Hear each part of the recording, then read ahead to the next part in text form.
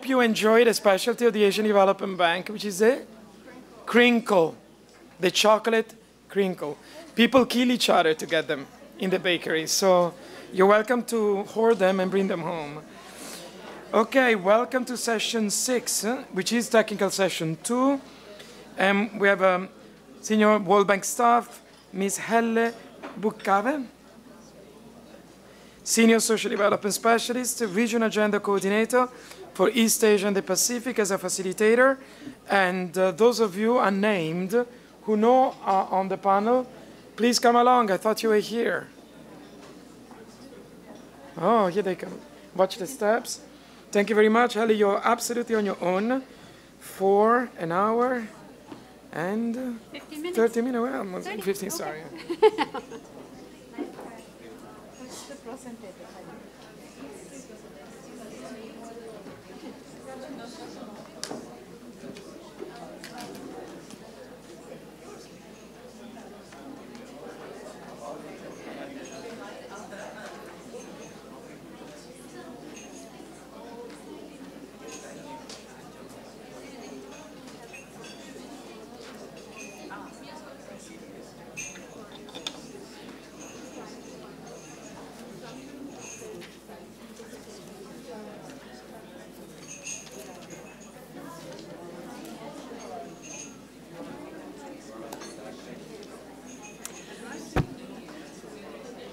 Okay, we are ready for the last session before lunch.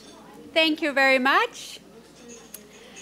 It is a great pleasure inviting you to this session where we have a panel of colleagues from other regions of the bank who will share with you their lessons and experience in implementing towards some of the targets that you also have in WePower. First of all, we would like to thank you for sharing with us over these 2 days the experience that you have, for being a model, giving us good inspiration, and we want to say thank you. Also, we want to say you are not alone. We are also struggling with some of the challenges that you have in the South Asia region, in the Africa region, and in the East Asia and the Pacific region, which I represent. Thank you for the inspiration that you have given us. Now we welcome this opportunity to hopefully also be able to inspire you. The panel here will present experience from working towards the targets of having more women employed in the sector and also more women in leadership positions. And then we have a panel of discussants which will help raise some issues for a deeper dive after the presentations. We have 4 presentations, 4 examples outside your region. First, it will be Yohannes Bayeh from the Ministry of Water, Irrigation and Energy in Ethiopia. He is the Director of Procurement and Facility. So thank you very much, Yohannes.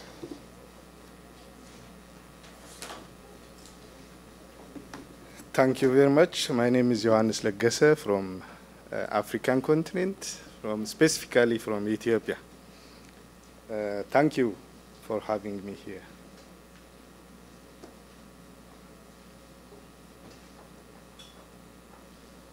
Okay, before I go to the presentation, let me give you some highlights about my country. I think my country is located in the Horn of Africa with 109 million population, area coverage almost 1.1 million. Fastest growing economy comparing with the regional areas there, almost the last consecutive 11 years, 9.9 growing average in every year. I think in our country, currently the only nation who has a female head of state, Ethiopia.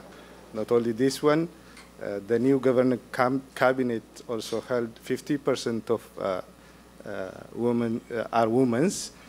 I feel proud on this one, okay? Maybe when you come to my organization, EU is the only public company in Ethiopia who serve the electricity to the citizens. Almost we do have 3.9 million customers with the employee of 17,004. Within these 17,004 employees, the women's proportion is 19.2 only. That's the same like your regional proportion, 3,270 only. This shows underrepresented in our company also. It's male-dominated as a whole. From this number, EU has a policy for women affairs. I think represented 3 women are represented in senior management level, 73 in middle level, and 88 in junior level. In order to enhance this number, we have been doing a lot with the support of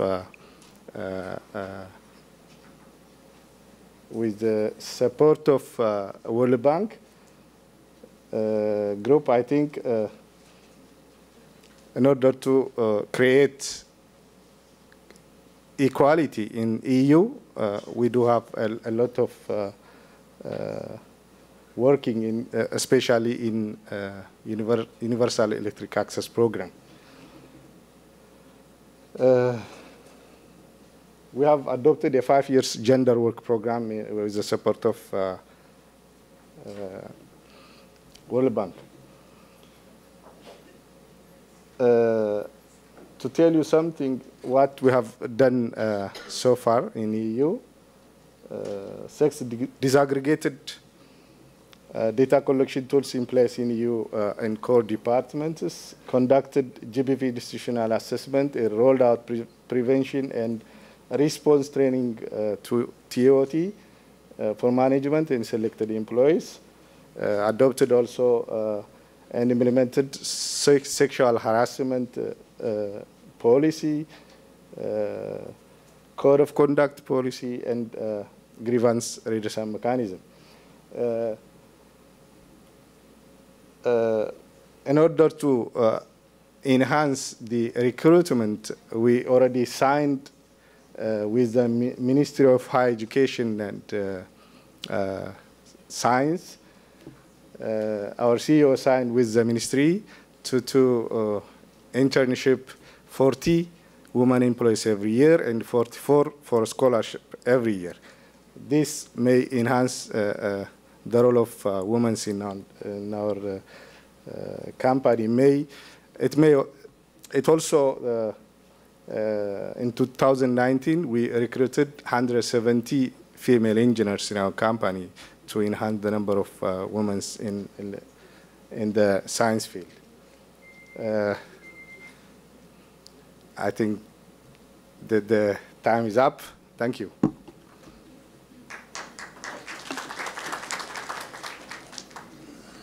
Thank you very much, Yohannes.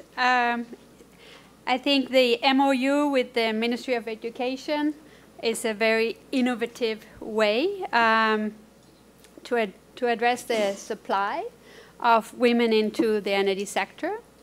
And now I think the stars are aligned to share a video with the experience that we have from supporting the national energy company in Vietnam. So let's try and start that. Global evidence suggests that men and women bring different qualities and experiences to the workplace, and that gender diversity drives innovation. Vietnam Electricity, or EVN, the national utility, is the third largest company in the country, employing more than 100,000 workers.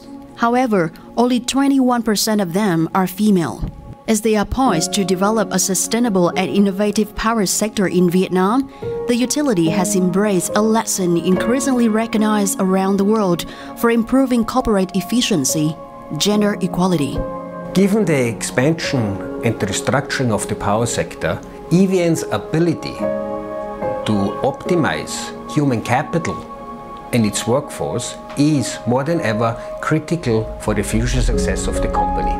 An increased focus on gender equality means EVN ensures that it develops and makes best use of all its talent and all its workforce at all levels of the organization. Trong những năm trước đây, tỷ lệ cán bộ nữ quản lý của EVN khá thấp, chỉ đạt từ khoảng 7 đến 8%.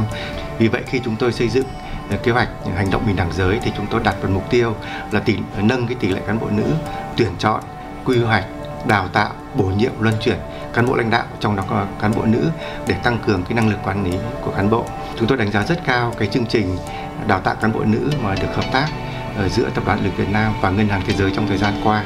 When EVN turned to us for help in trying to achieve the goal of more female leaders in EVN, we first jointly looked at best practices and evidence from around the world, and we then established the necessary data and understanding of the current HR procedures for employing and promoting within EVN. We also analyzed what factors were currently hindering women within EVN to take leadership positions. We looked at the various support that was being provided by management to the agenda, and we assessed whether pursuing EDGE certification would be relevant for EVN. We developed a comprehensive Women in Leadership course for EVN employees.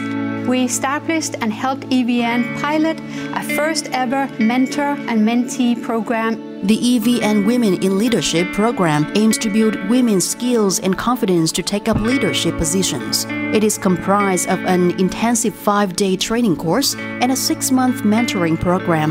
The Women in Leadership program has been rolled out in 9 EVN corporations, resulted in 700 trainees. Đối với một người cán bộ lãnh đạo nữ thì tôi nghĩ rằng là cái khó khăn ở đây trước tiên là mình phải thu xếp và mình phải cân đối được giữa công việc và gia đình. Cái thứ hai nữa là mình phải vượt qua được chính bản thân mình phải vượt qua được những cái định kiến vốn có của xã hội, cũng như là mình trở nên là tự tin hơn để mình có thể là đảm trách được cái công việc hiện tại mình đang được giao. Tôi thấy đây cũng là một cái chương trình nó rất là thiết thực, bởi vì thực tế thì với tư cách là một người cố vấn thì tôi cảm thấy là mình cũng chia sẻ được với lại các cái bạn cán bộ quản lý tiềm năng những cái kinh nghiệm của mình và chia sẻ với các bạn ấy các cái khó khăn trong cái công việc của mình. Thông qua các sự hỗ trợ của các cái chuyên gia từ World Bank thì chúng tôi được trang bị những cái nền tảng về cơ sở lý luận, những bài học thực tiễn. Thì đó cũng là những cái bước đầu, và sau đó cùng với lại cái sự ủng hộ, chia sẻ, nhiệt tình của người cố vấn đi trước, nó sẽ giúp cho tôi có rất là nhiều, không chỉ có sự tự tin mà còn bao gồm cả các cái kỹ năng khác nữa, chẳng hạn như việc xử lý linh hoạt các cái công việc phát sinh hàng ngày. Thì sau khi mà tôi hoàn thành khóa học, tôi cũng đã được bổ nhiệm vào vị trí phó trưởng ban quan hệ quốc tế. The World Bank has also secured strong buy-in from EVN's executive leadership by creating a system of corporate performance management that embeds data collection and performance on gender equality. Since the gap targets were set, EVN has made some progress on increasing the number of women in management. In November 2018, EVN's Ho Chi Minh City Power Corporation became the first company in Vietnam to be awarded the EDGE certificate, Economic Dividends for Gender Equality Certification. However, EVN recognizes that this is just the beginning. Chúng tôi đang xây dựng và sẽ triển khai một số mục tiêu như đưa các cái chỉ tiêu về bình đẳng giới vào trong bộ chỉ tiêu đánh giá hiệu quả KPI. Chúng tôi sẽ tiếp tục mở rộng và nâng cao cái chương trình đào tạo cán bộ nữ quản lý, và chúng tôi sẽ tìm hiểu những cái chính sách giúp cho cán bộ nam và cán bộ nữ có thể đảm bảo cuộc sống. Chúng tôi mong muốn và đề nghị Ngân hàng Thế giới tiếp tục ủng hộ và hỗ trợ EVN trong lĩnh vực này. First, I would like to thank and to congratulate the leadership of EVN for all the great efforts which have been made in reaching their gender targets. The World Bank is also very proud of supporting EVN to facilitate that the Ho Chi Minh City Power Utility become the first EDGE certificated company in Vietnam. It is really important that the leadership of EVN continue to pay utmost attention on the implementation of the gender targets going forward.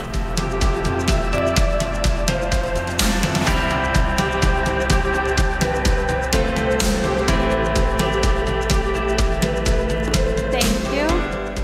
So we wanted to share this video with you to share the experience from Vietnam, but also to afterwards have a discussion on the EDGE certification and whatever questions you might have also to this experience we have had with that in Vietnam. Now, I would like to invite Agnes Obara from Kenya. Agnes is the Chief Planning Officer and Gender Focal Point of Kenya Power. She is an economist and holds a master's degree in strategic management from the United States International University. She has 15 years of experience in power sector planning and is heading the gender agenda in her company. Thank you.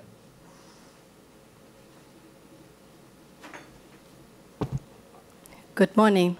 Thank you, Helle, and my great appreciation to the World Bank for the sponsorship to this forum and for working with us on our current assignment, and of course ADB for organizing this forum. As I start off, this is in regard to towards a gender-inclusive Kenya Power and Lighting Company, that is KPLC. Who is KPLC?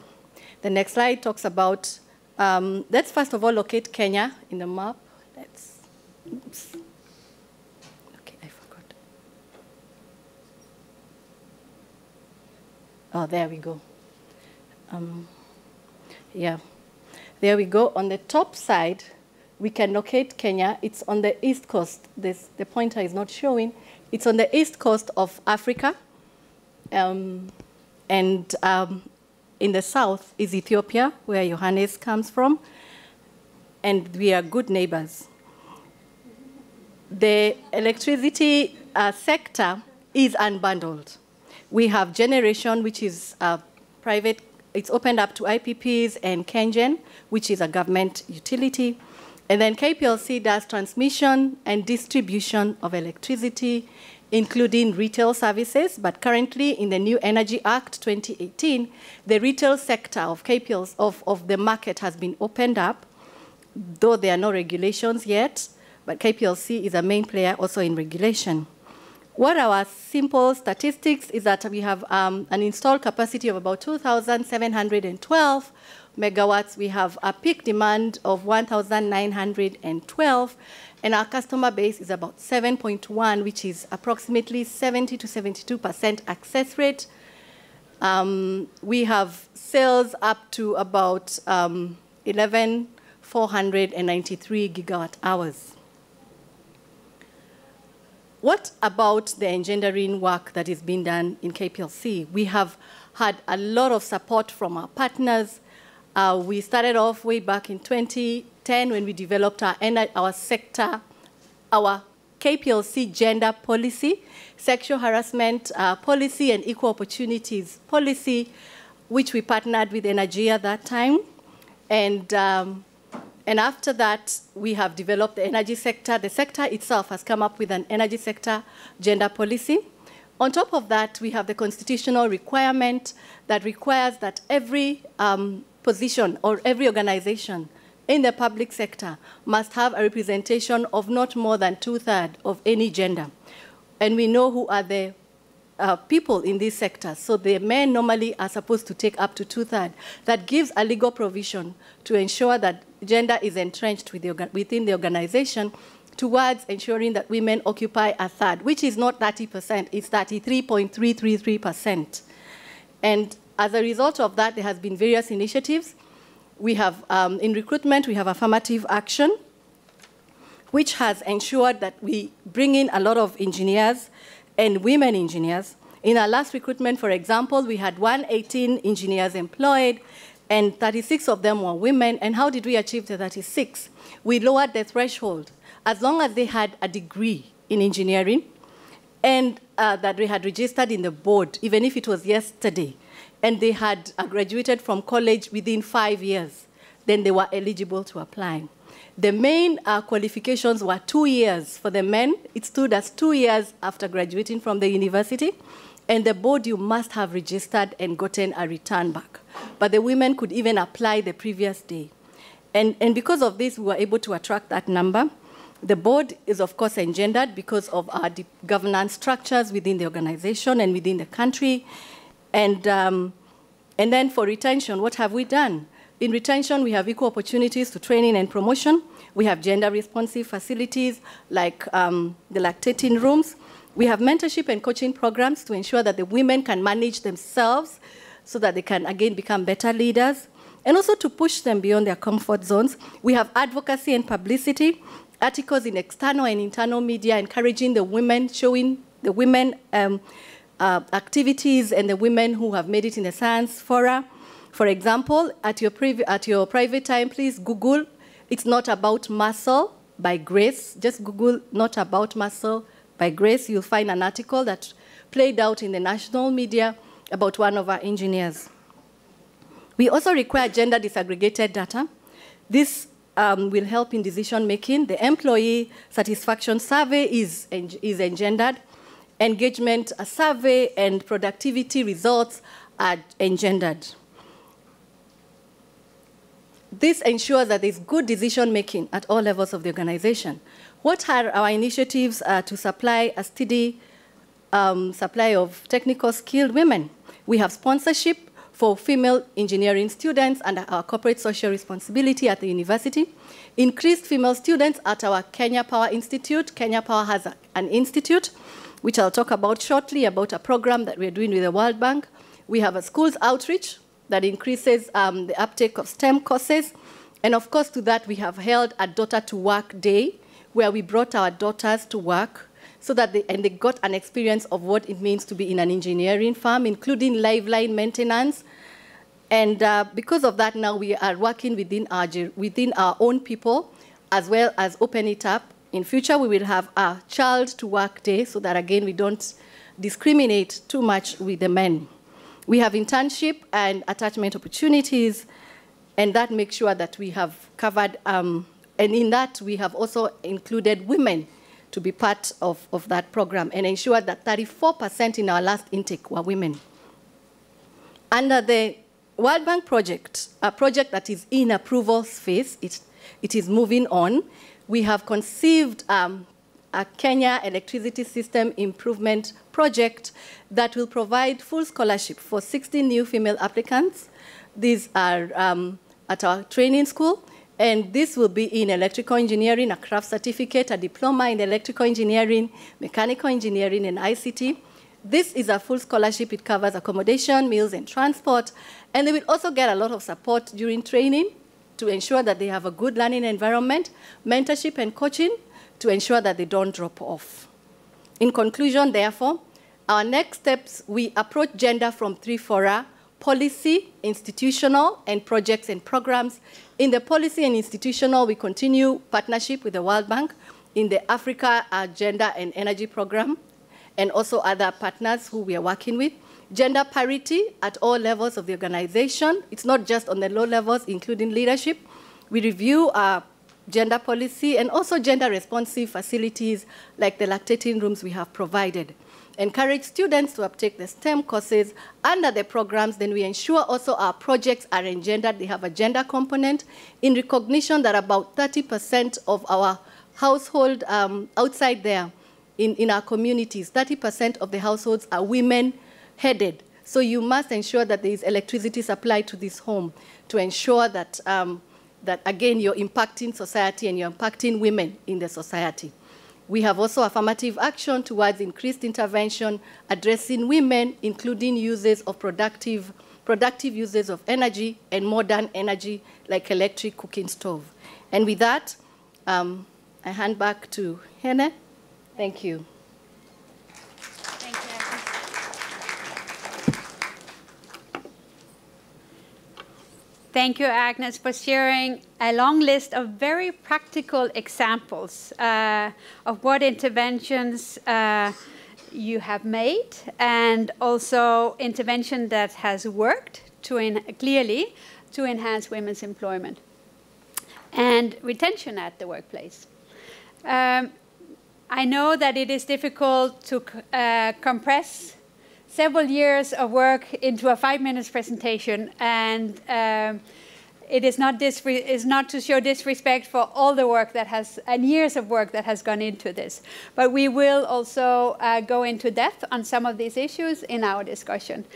First, though, I would like to invite Marmelia, Dewi from the Project Planning and Control Unit of the Pertamina Geothermal Energy Program in Indonesia.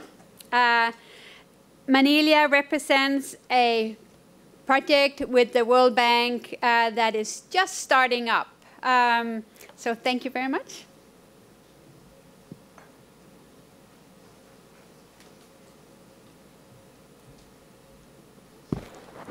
Thank you so much, Helle. Good morning, ladies and gentlemen. I'm so